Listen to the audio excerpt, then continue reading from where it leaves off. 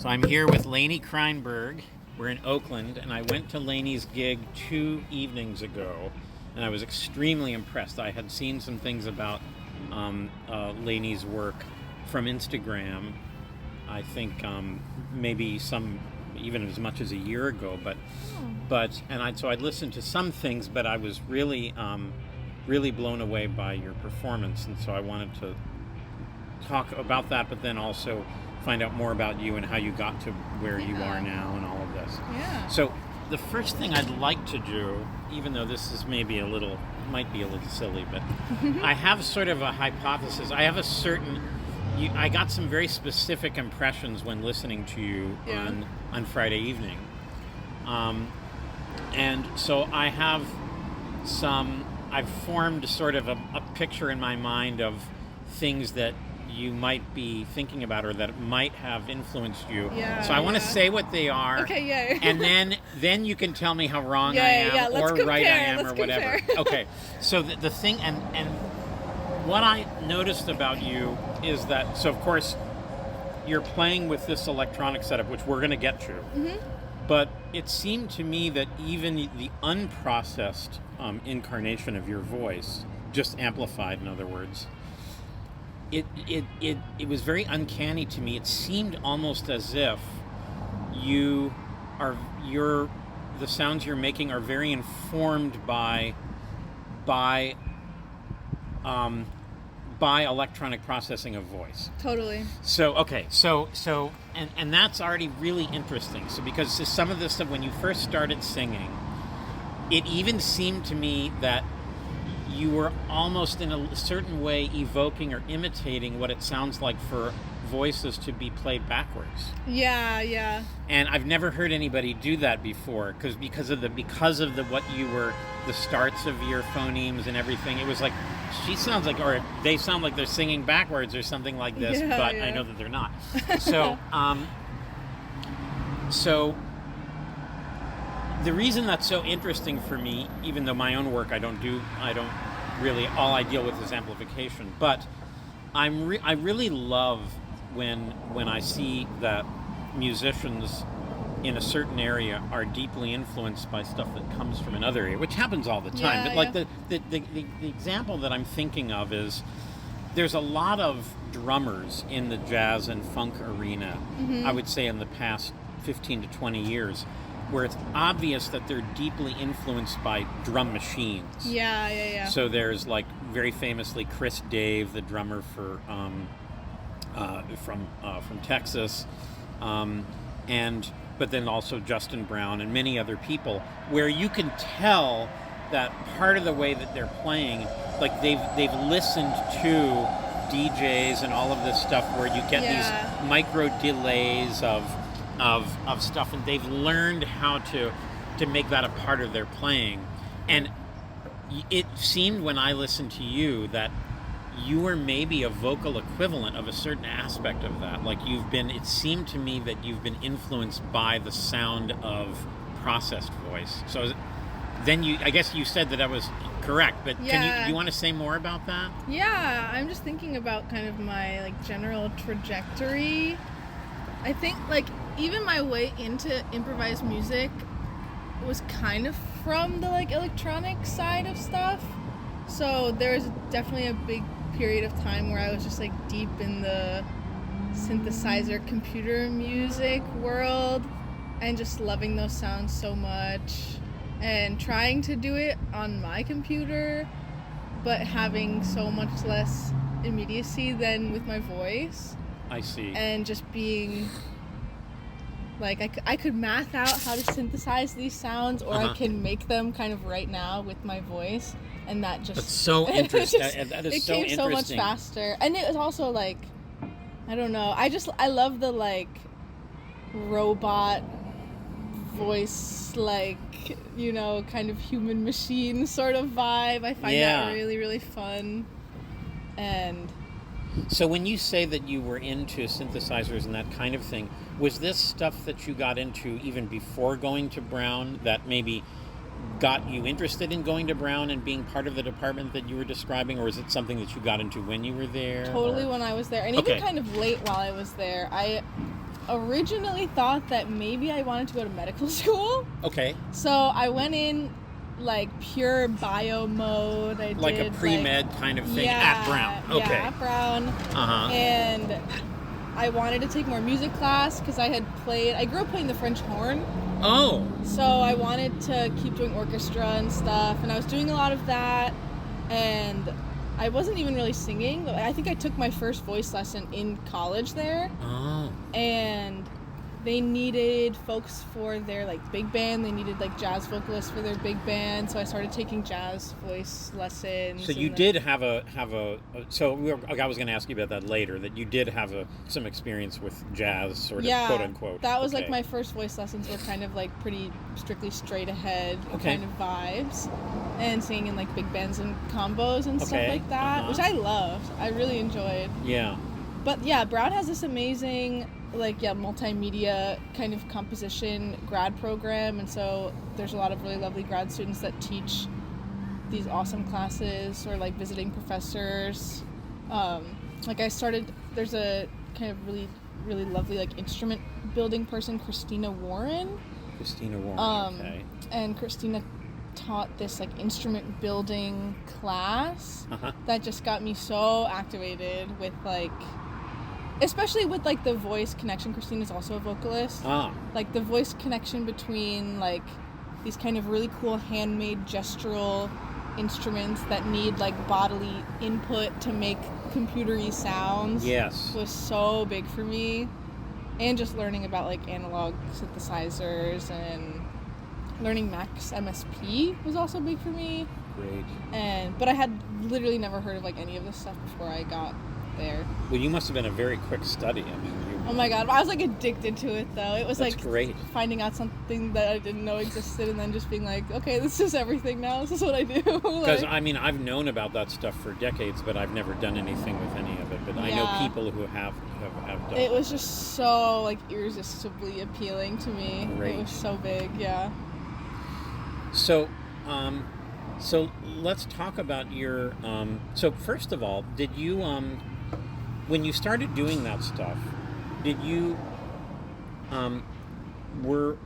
at what point, or was it even from the get-go, that improvisation became a part of it? Maybe even before you started using the voice, or were you kind of composing with the electronic instruments, or was improvisation, in other words, sort of spontaneous, uneditable composition, was that always a component throughout even the beginning of it? Totally. Yeah, okay. I feel like I remember when I was learning Max, the thing that really was exciting to me is the idea of like being able to direct the computer to make choices, like building kind of like the container for the choice making, and then doing a lot of like randomized elements and just kind of like seeing what comes out of that, and then interacting with that on some sort of like performance basis. But there's also a good chunk of time where I was like, I don't even want to be like performing alongside that. I just want to like let it do set its it thing. In motion and well, that's like see what happens. That's, the times that I've seen George Lewis perform, that's what it has looked like. Yeah. I mean, maybe he does many different modalities, but I've seen him many times, and that's usually what it looks like. Yeah. We have other people around here that are about the age of George, who, in other words, born in the early 1950s, who have an approach which is more like they're doing stuff in real time, but there are aspects of what they're doing that are aleatoric. I mean, there's stuff that they can't control. Yeah. And they like the fact that they can't control every aspect of it. Yeah. So that they're playing the thing, but it's not totally predictable as to what's going to come out. But yeah, so. Yeah. No, that was so exciting to me. And just the thought of like still having some semblance of kind of like final control. Like I know all of the possibilities for the most part, and so that being really appealing in terms of like there is nothing like so impossible, unexpected that can come from this because I started it, but also just knowing that still kind of anything can happen with it. Absolutely. I really, really enjoyed that. Yeah, I'm just thinking back to like, to what extent, in at least the earliest stuff that you were doing, which I haven't heard or seen, to what extent were your electronic instruments reacting to sounds that they were getting from other instruments, or was it all sort of? Were you playing solo? Or were you playing with other people? And what was the degree of interactivity? Yeah, I'm thinking back. Do you remember what projects you were looking at, or what you were seeing? Well, the things that I've seen of you are just you. Mm-hmm. So and I've also seen some things of you with other singers. Yeah. That's more recent. But Yeah. I haven't seen. I don't. That's why I'm just asking, because that's another issue, of course, with electronic instruments, is to what extent are they participating. Sometimes you set them off and they're doing something, but a lot of the more sophisticated ones, they actually have ways of listening to what's going on. Yeah. I think for the most part, the things that are like the solo projects are mostly to do with, in terms of like input information, with like physical gesture. Okay. I really got like swept up with that, like building instruments that like, I have one where I have to like put my hand on my stomach, and there's like a sensor in between my hand and my stomach. Okay, got it. And like me breathing makes it make different sounds and stuff like that. Or like I have one where I have like lights on my hands. Okay. And that will kind of like, there's sensors that will tell the computer to like process the sound in different ways depending on how close or far the light is or how fast it's moving. Got it. So sort of like a embodied theremin kind of a thing, in a sense. Yeah, totally. Yeah. And like I'm thinking, I have one fun little like computer duo kind of project that does like a pitch tracking thing where some of the input info is like the sound that it's getting. But that one I think has a lot of randomized elements that made it kind of like unwieldy, you know? Yeah, I understand. Like, got it. But which is still fun though. Sure. When it really goes like off the walls. Yeah. So when did you start to bring in the voice? So the picture I have in my mind now is you, like two sort of things. You were doing this kind of straight ahead jazz singing, and then you were off doing this kind of real interesting electronics. Yeah, they were kind of separate. A little So bit, how did they come together, and when did they come together? Towards the end of college, there were kind of a few different like free improvisation pockets at Brown, and like little collectives of students just kind of like getting together and doing stuff.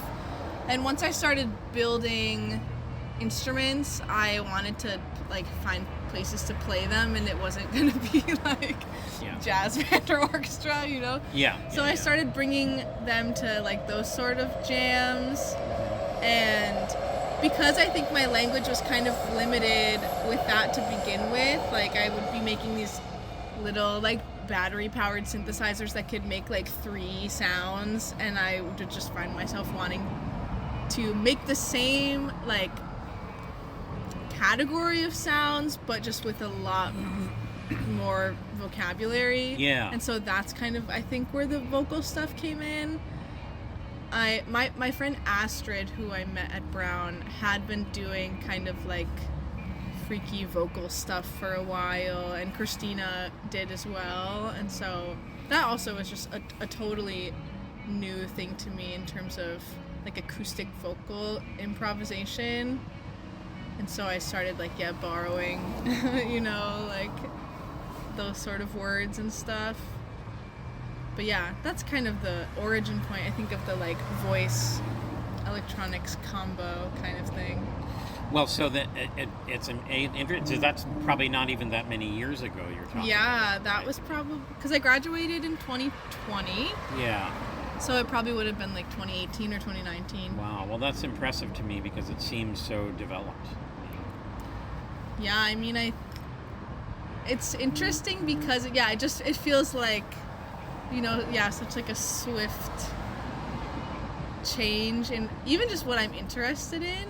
But I also feel like when I compare it to playing the French horn, it's like there's so much more to think about and do, and like I definitely feel still like very, very starting out, which is exciting. Sure, well, yeah, right. Yeah. Now, So now let's get to your time at the new school. Is that where you met Mr. Chamberlain, the Yes, guitarist? dear Nathan. Yeah. Yeah. So I really like the hookup that you have with him, and it seems like you do a lot of things together. Yeah, is that right? yeah. I love playing with Nathan. So I'm guessing that you play with a number of different people. Like there's the other Nathan Nakatagawa Lee, and then you mentioned I noticed that she actually seems like she's taken part in aspects of your website. The Celine we were talking about before, the guitarist. Yeah. Celine's also an amazing photographer, so I feel like a lot of photos of me are from Celine. Right. So describe the scene there now because I knew the new school used to be like this super straight ahead thing.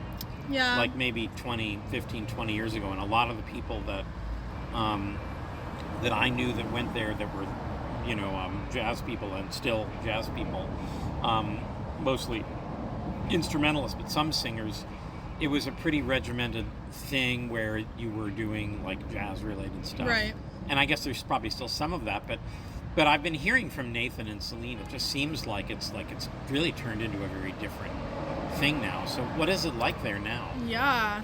I mean, in my experience, I think to start, there seems to be kind of a difference between like the undergrad jazz program and then I don't know actually how many grad programs they have. I know they have different like performance degrees and Well, stuff. it's true that they never did have even a graduate program until more recently. Yeah, I think even the program that I did is maybe only a few years old. I think that's right. And it's still kind of like getting its bearings, I think, like administratively. Yeah.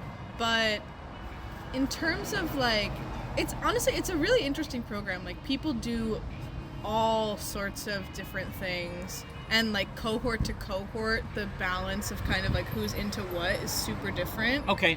Like I know Nathan's year of folks, there are a lot of free improvisers, and so when I came in. And what were you relative to Nathan in terms of year? Is he ahead of you, or he graduated 1 year earlier than I did? Yeah. Okay. Yeah. But you overlapped for a year or two. Yeah. It's interesting too because we didn't really play together a ton while we were in the program at the same time. Okay. We kind of started almost, maybe even after he had graduated. Got it. Yeah. But yeah, it's definitely an interesting vibe. I think the undergrad program is definitely more like straight ahead. Okay, so there's kind still of like that. almost like conservatory style. Okay. Like. That's what I knew about before, and I guess maybe that hasn't changed. It's just that they added on this other program, Yeah. which they didn't have before. Yeah, Okay, and this program I really enjoyed. It's kind of like choose your own adventure sort of thing, and you can take classes at But Celine is Manus. an undergrad. Right? Celine is an undergrad, Okay, yeah. Yeah. I think it can be kind of, from what I can tell, like talking to undergrads, it can be kind of hard to like carve your free improv path, but people are definitely doing it. I know Celine's doing it, Nathan's doing it. Yeah. But, or Nathan maybe he's graduated now. He did graduate, Wow. yeah. He did graduated a little while ago. That's awesome. So, let's talk a little bit about the electronic setup that I saw you use, Sure, which yeah. I have seen you use in some other videos. Yeah. At least it looks like the same thing. It may not be the Oh, same it probably thing. is. Yeah, Okay, I take so that thing with me everywhere It now. seems to me like you have the ability to kind of, you're changing like octaves and doing different things, but then you also have this like flutter thing where Yep. it does that to your voice, but it probably does many other things. Can you first of all describe what it is, and then the next thing is to what extent how long have you been playing with it as it is, or is it something that you feel is in flux, or has it reached a certain stasis? Yeah, the name of the thing is TC Helicon Voice Live Touch 2. Oh, so it's an actual thing that one can buy. Yes, Oh, yeah. okay. I think I got mine on Reverb. I remember seeing someone, I'm forgetting who it was. I like saw someone post a video of them using it, and they were using it kind of in like they wanted like live reverb from their end. Yeah. And I was like, that's kind of cool. And for a while I had been toying with the idea of, because I've done like vocal processing setups in Max, but they're kind of, I mean, because I'm the one making them, they're kind of temperamental. Yeah. And like with like doing a setup like that on the computer, then I would have to think about like the control surface. Like, do I want to use the keys on my computer? Do I want to use pedals? Do I want to use a MIDI controller? Right. And I don't particularly love the way that interacting with the literal like visual element of a computer, it just does something to my brain, and I feel like it visually does something for like someone even interacting with me on stage, like to have the computer like in between us almost, like in this weird way, or like it doesn't look like an instrument if you're not used to it being an instrument. Because there's so much baggage of it being other things.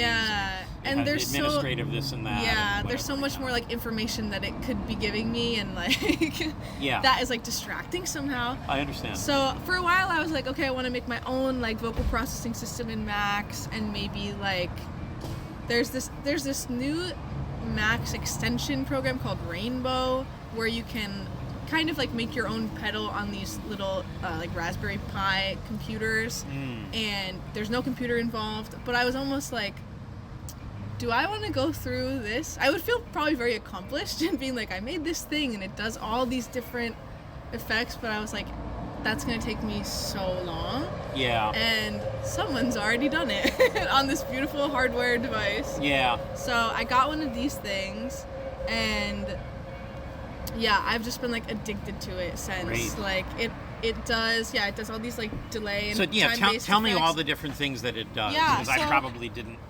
Not knowing much about any of that, I probably didn't even appreciate all of what was going on. And I think I have really only like scratched the surface of what it can do. I know a few other people that use it in their more kind of like singer-songwriting practices, and they're doing completely different stuff with it, which I find really interesting, and so I've been meaning to kind of like brush up on what it can do.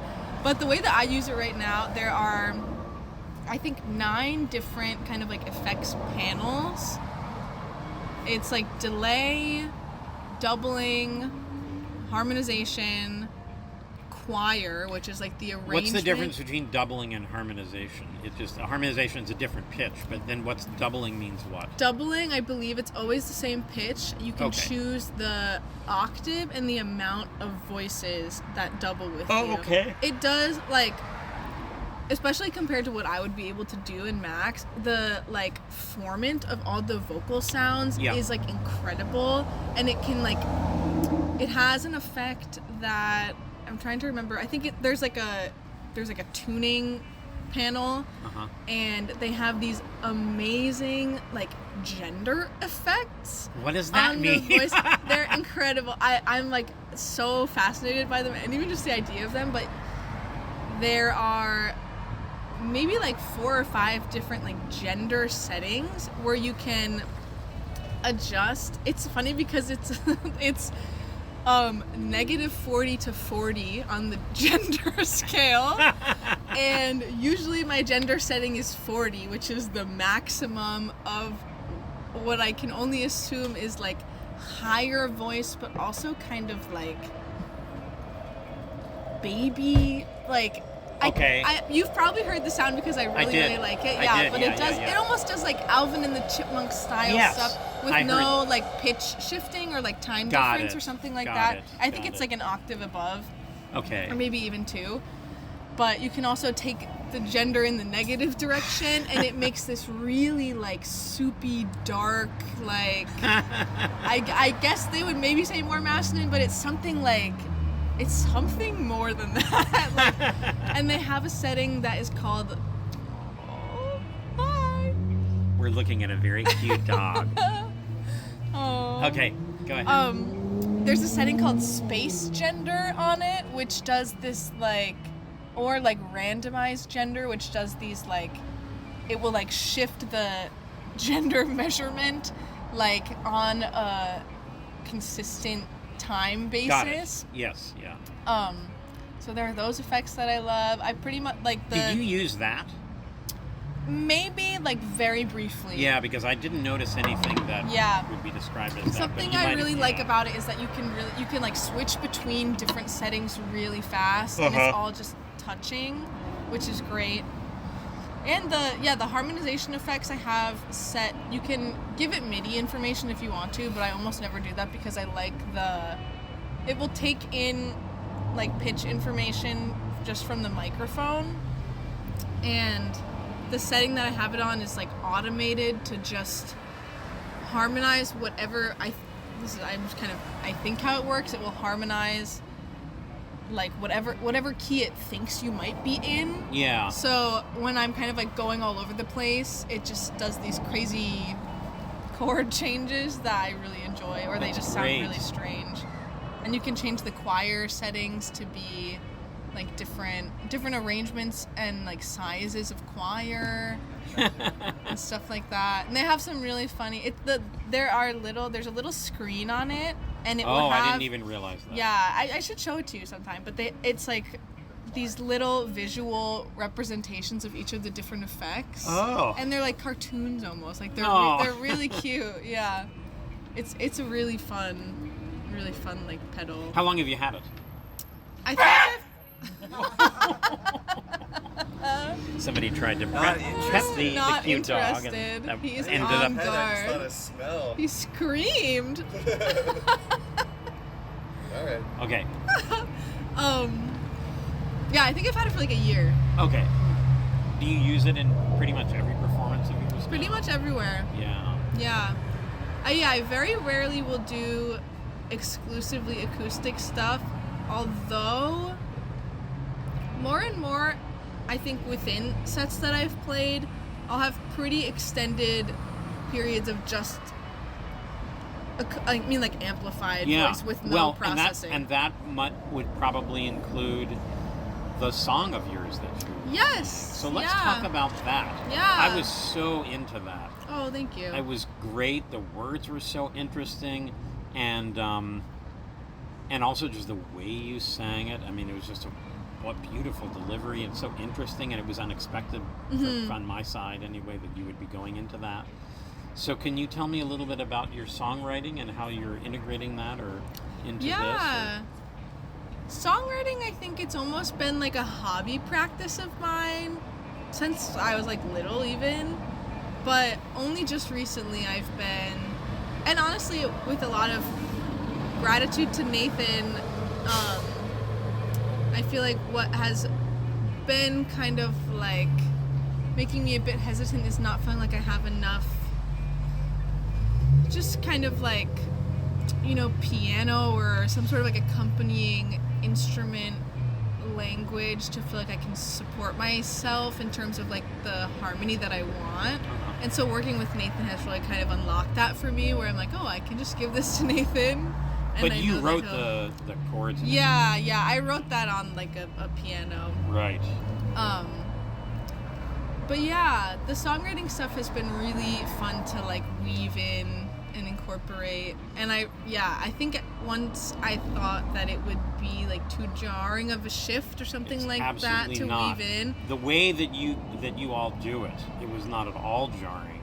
Yeah, and I find that, I don't know, maybe this is just my like performance brain, but I feel like when we've played songs, or even just like in a session with just the two or three of us, like going from something totally open to the song like does something so focusing to the energy of the room. I completely agree. That like it just feels so like tight and focused. And like, that's precisely what it is that I loved about it.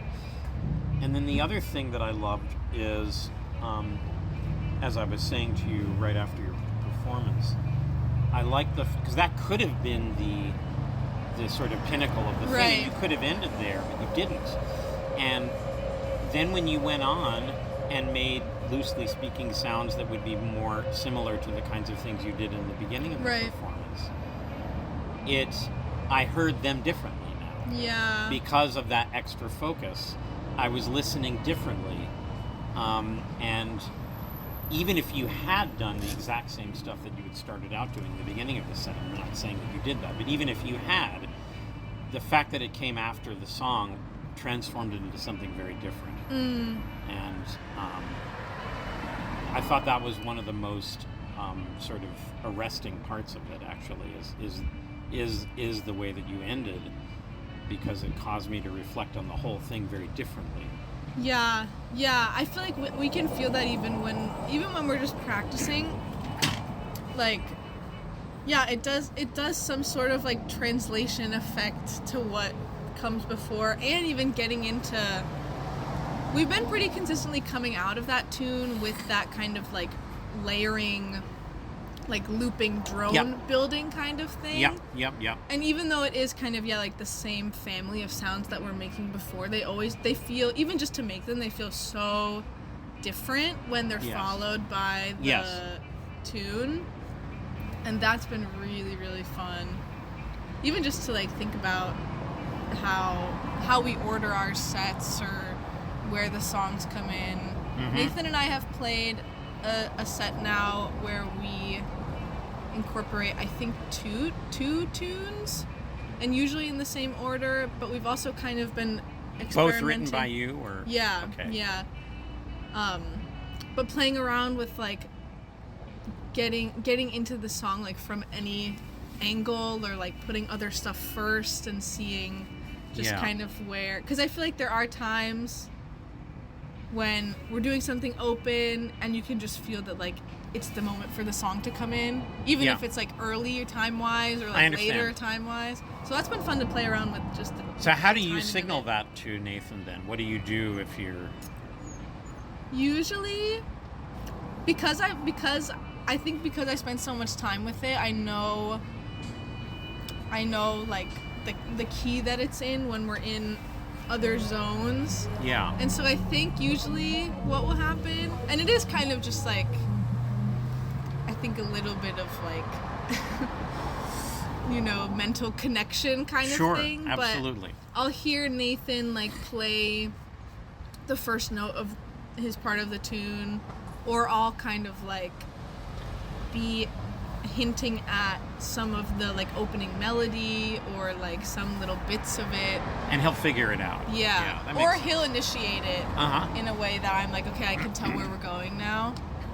But that's interesting too, because that will almost put me mentally in like it's hard sometimes, I think, to figure out like the vocalist role, especially when the tune comes in. It's almost like a mental switch will flip of like lead vocal time, which is totally different from, I think, how I like consider my position in the group. Of course. No, of course. So that's sometimes interesting to like almost like fight against, because sometimes I don't like having the switch flip and being like, and now I'm doing like a vocal intro atop like these changes that are happening, and I'm waiting for my melody to come in kind of thing. Yeah. But it's also kind of fun, because then I can go back to my like one of the guys mode, I do know.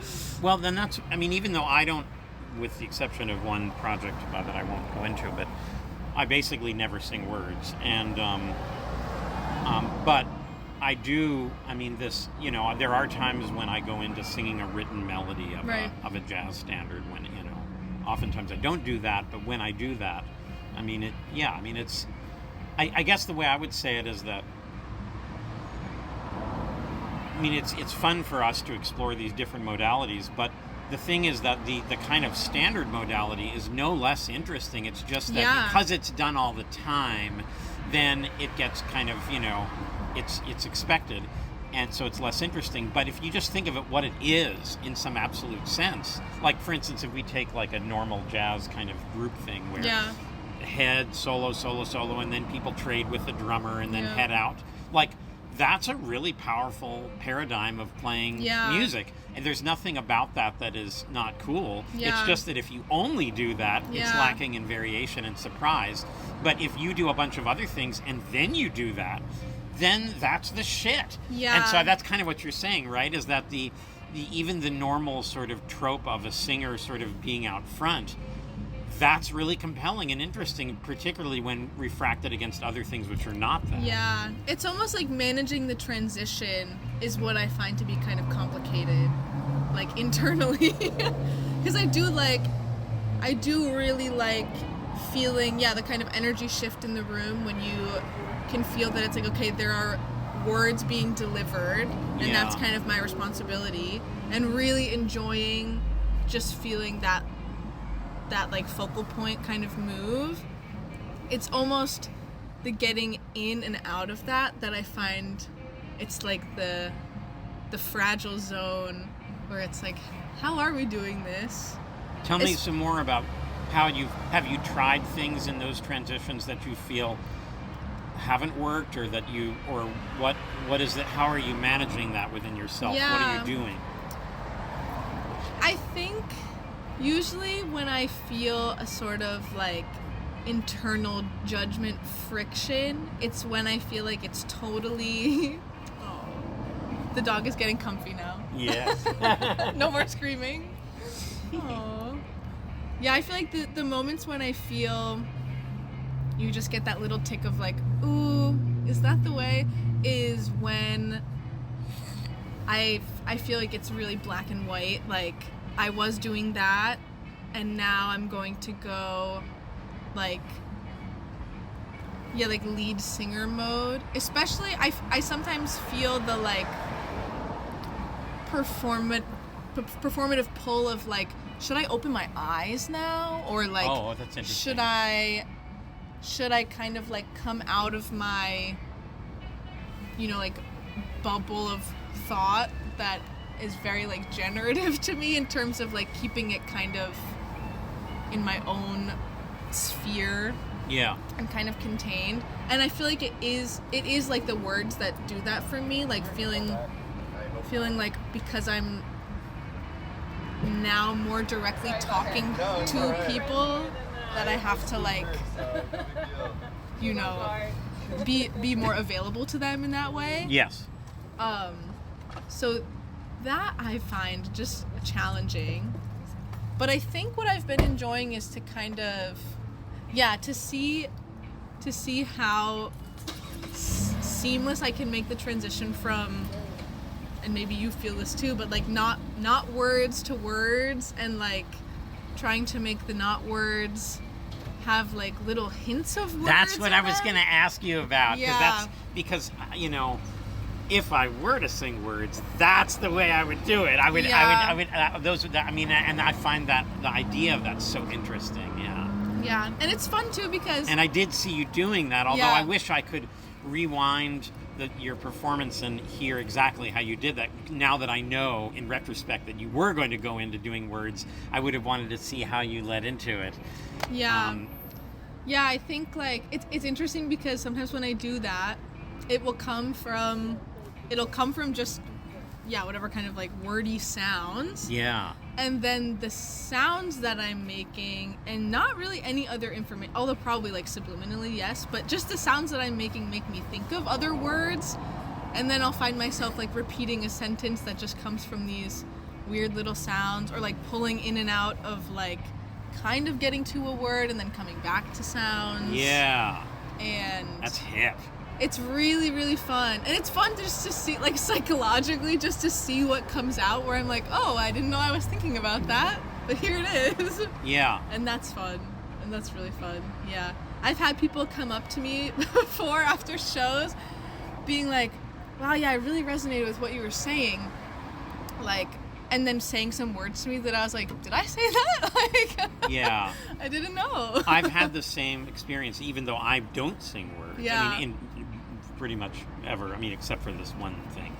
But when I'm definitely not singing words, there are many people who said, hey, I've heard you say this or this or this. And the way I look at it is it's kind of like an auditory Rorschach test. Yeah, no, in the sense that people, seriously. Yeah, because people, they know what they know, and they have the ideas in their head, and they're grafting those ideas onto what it is that you're doing. And that's why, I mean, this is now about me, not about you, but since you mentioned this, we probably have, this is a good point of synergy for us.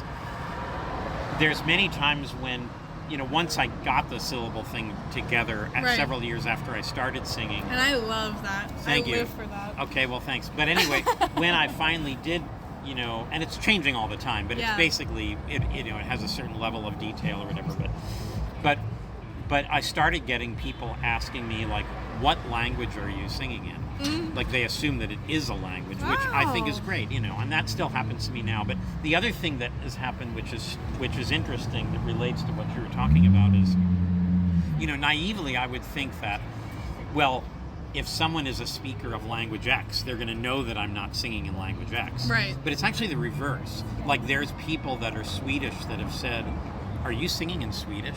And there's people who know Yiddish who have asked me if I'm singing Yiddish, because again, that's like their reference point. That's their reference point. That's the Rorschach test part of it. That's amazing. Yeah. And so I imagine that the same thing can and will happen to you. Yeah. Because your thing is very detailed in terms of the syllables, which is part of why I wanted to talk to you. It's real interesting. Yeah, we definitely have that in common. And I don't really know other singers that are doing that. I mean, there's famous ones like Jaap Blanc, and there's a few other people like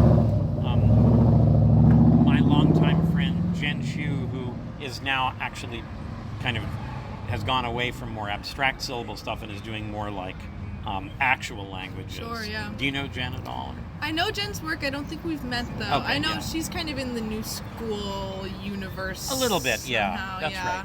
But anyway, but yeah, there's not that many people that are doing... I mean, there's a lot of people in the kind of experimental vocal area that are doing like extended technique stuff. And you and I are really doing something else, which is more similar to each other, I feel. Which is like the non-extended kind of, stuff, but then playing with language or proto-language and stuff like this. Yeah, and that's been so like new and fun for me to figure out. Even just really like settling on presenting chosen words in lyrics and stuff like that. I think there's a lot of comfort in feeling like any words can come up in some parts of the set, and then having words that I know will be there set down, which is kind of new. But for a while, honestly, I've wanted to... I don't know if you know anyone that does kind of like improvised lyric or like language poetry. The Jaap Blanc would be an example of that, I guess. Or Kurt Schwitters is a famous guy. I don't know anything really about him, but a lot of people have compared me to him. There are people who have done that in a sort of musical context. Yeah. People much older than I am, even. But I wasn't really influenced by them. I was, and my guess is you're not either. We both kind of came to these things in different ways. Yeah. Like a convergent evolution kind of vibe. Yeah. Sure. Well, one of the things that I like about the idea of the way that you're using these, sort of syllables, for lack of a better term, and stuff, is that there's sort of those atoms of music can have a lot of... You can really use them to do interesting rhythmic things, which you can't with long tones, obviously, and with and you're doing that, and so that's also part of why I like what you're doing a lot, is because there's a real strong rhythmic component. Which and is that's why I important to love me. playing with Paul. Like, I love working with drummers and percussionists, and because it feels like such a special thing to be interacting as a vocalist with drums in that way. It's just so it's so exciting. It's so fun. Are there other, because Paul lives here still, right? I mean, are there drummers that you're playing with in New York? I've worked with a few people kind of here and there, but I feel like Paul is like the first person that I feel like I've really He's totally so connected sensitive. with. I know, it's really... And he can play with such intensity at a low volume, which a lot of people have trouble with that. Which is incredible for me, because a lot of the more like textural sounds that I really enjoy that have kind of a lot of intensity to them are really, really quiet. Yeah. So we can both be kind of in that like super tiny but really dense, like popping, clicking, brushing sort of zone. Yes. That is so fun for me. That is hard to do, I think, like dynamically sometimes. Yeah. But that's been so, and Paul is just so good at that. How long have you been playing? And you met him through Nathan, and Nathan and Paul knew each other from the Bay Area, I suppose. Yeah. Really, not that long, I guess. So has he come out to New York to do things? Yeah. We've played maybe only one other show together as a trio. Okay. I think. Yeah. Kind of going back in my really catalog. Works. It's so good. I know. I love it. This trio is so special to me. I'm having like the time of my life with them. They're so great. How did it go yesterday with you played with Matthias. Yeah. Oh my God, it was really, really fun. It was a good time. It's so fun to just like figure that out in real time. It's nice to have Paul there. He's too, a very different player from Paul. Or, sorry, from Nathan. From Nathan, Yeah, totally. Was Nathan also there or no? Nathan had to head back to New York yesterday. Oh, okay. So I think, Nathan's already gone. Okay, Yeah. I got it. Yeah, that was really, really fun. And I saw Ben Davis for the first time. Yeah. I cried so hard. Oh, really? It was honestly, I was like feeling the tinge of embarrassment because there were probably like 7 people there. Like, and it was Matthias's living room, and I was just like right in front of the cello, and it just like so sweet. it hit me so hard. I remember going up to Paul being like, "Don't look, but I need to stare at this wall so that I can like calm down." He's great. He was amazing. He and I have not done any performances together, but we've jammed together at my place a few times. Some just him and me, and then some with me and him and a guitarist that we both play with. Yeah, it hit me so hard. He's actually older than I am. He looks He's young. so sprightly, yeah. Yeah, he is, but he's like up there. But he studied with Dave Holland, this great jazz bass player, and he's done a lot of different things, and he's a wonderful musician. Yeah. Like me, he actually he's kind of a jazz head. Like he likes to play jazz tunes and stuff. I don't know if he did that last night or not. He was talking a little bit, I think, about like one of his students and what they were working on and stuff, okay. and they were working on some jazz stuff. But yeah, it was so like time warp and rapture, like so intense. Well, that's great. Yeah, I gotta keep up with his stuff. His wife is a very accomplished singer. Oh, cool. Who is more of a straight-ahead singer, but who does her straight-ahead singing in the context of more open situations. Oh, cool. And she's mostly known as an academician who writes about music. Her name is Fumi Okiji, and the reason that Ben is in this area is that he and Fumi moved here because Fumi took a job she's a professor in the rhetoric department. Oh, wow. But they met each other in London years ago. Yeah. But he's kind of been following her around to different academic institutions because she's kind of a heavy hitter person in the world of like writing about experimental music. Yeah. And things, Oh, neat. Yeah. Yeah. No, I was so happy to be there. Just sitting on the couch, Oh, it was so nice. Great. Yeah. What a time. Well, this has been wonderful. Thank you so much for your time. I'm so happy that we did this. Good. So I'm going to end the thing now. Beautiful. And then if you like, you can ask me questions. But I wanted this to be mostly Okay. about you. Okay, so signing off. Bye-bye, everyone. Bye.